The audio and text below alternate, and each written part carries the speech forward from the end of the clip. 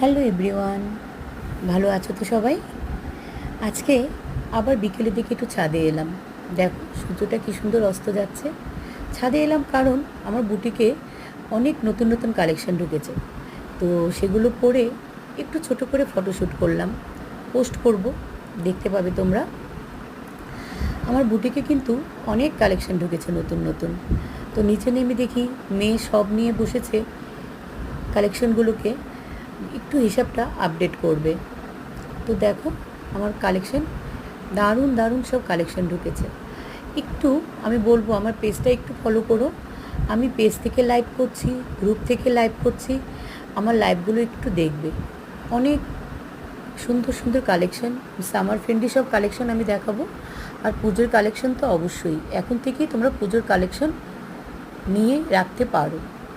তো যাই হোক, দেখো সব কালেকশনগুলো একটু।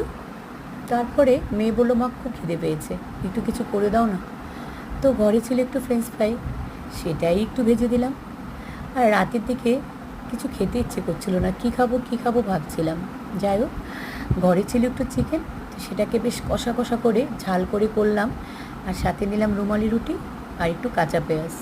দারুণ হয়েছিল চিকেনটা খেতে। ঠিক আছে, ভালো থেকো তোমরা সবাই।